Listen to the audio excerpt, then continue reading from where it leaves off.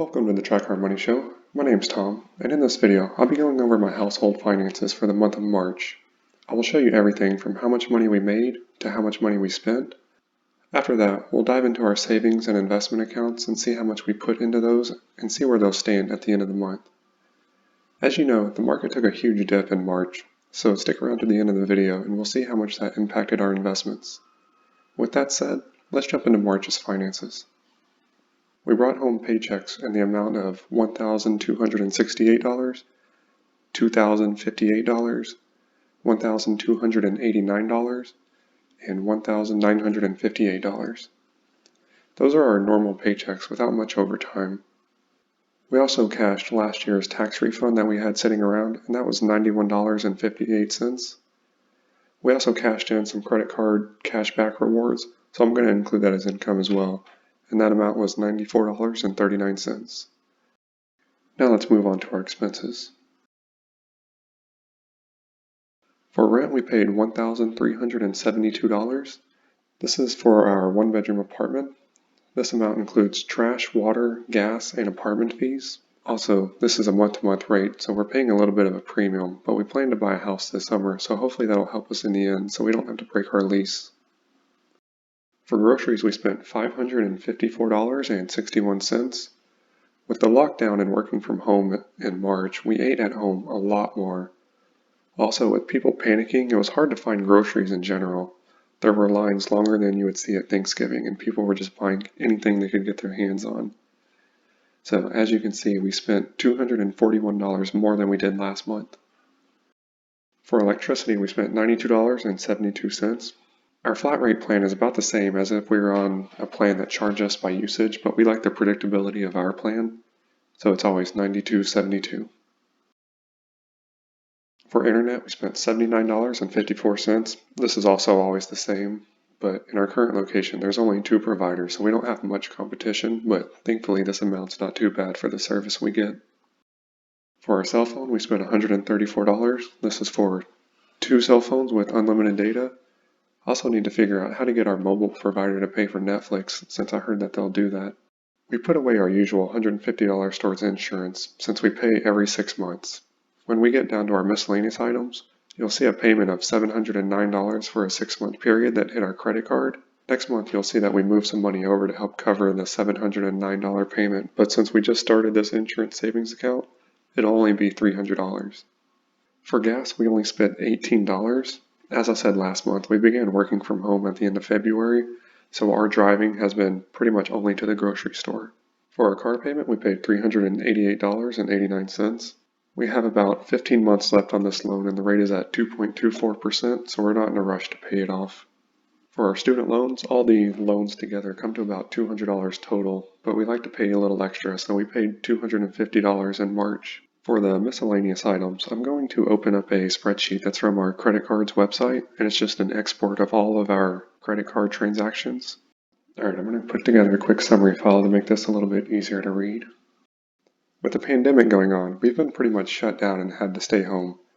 We spent $30 on a doctor's appointment, $14 on some electronics to help us while we work from home, and we ate out one time for $17.19. Even though we have no idea how long things will be shut down, we put our usual $200 to travel, so hopefully when things open back up, we'll have some money saved up if we want to take a trip. For our IRAs, we put our usual $500 into each one. We just take the maximum contribution divided by 12 months, so we're putting in $500 a piece. And Netflix was $9.73. As you can see off to the side, we spent a lot less than last month. Our rent was a little bit less. That's mostly things outside of our control, like water and gas. We spent $241 more on groceries, but that's because we're staying at home, we're working from home, and we can't really go anywhere right now. Insurance was inflated last month because of that insurance adjustment. Gas, we spent almost $100 less. Our miscellaneous was really big last month because of a new phone and a car repair, so this month we spent over $1,000 less. You can see for the month of March we made $6,760 and we spent $4,300 to leave us with $2,449 to allocate next month. But for now, let's see how we allocated the leftover money from February. Our checking account ended at $10,767. For our house fund, we put $1,000 into that account and it ended at $80,215. We've been saving up for quite a long time, so hopefully this summer we'll be able to put a down payment on a house and have money left over for furniture. For our emergency fund, we didn't put anything into that account this month, and that ended at $6,378. For insurance, as I mentioned earlier, we put $150 into that, so that account ended at $310.36. As you saw on our miscellaneous spreadsheet, we had a $709 insurance payment, so next month we'll transfer some of this over to help cover that when we pay our credit card bill. For our travel savings account, we put $200 into that, and that account ended at $1,413. For our future purchases, we put another $500 towards a car, so in that account we have $3,017. Hopefully we'll have a good sized down payment for a car when the time comes. For our Treasury Direct account, we didn't put any money into this, and it's at $1,700. I hate logging into that account, so I'm not going to update it every month.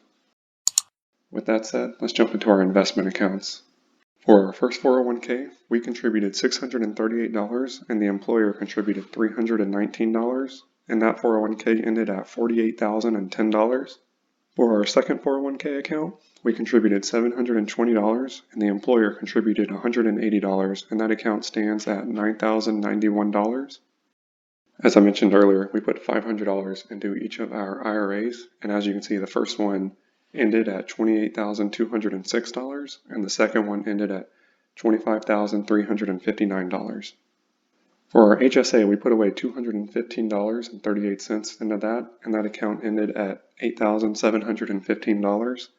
As you saw earlier, we had a doctor's bill for $30 and we paid that out of pocket instead of dipping into this HSA account. The HSA is one of the best retirement vehicles, so we try not to dip into this if we don't have to. For our brokerage account, we put in $282 into this.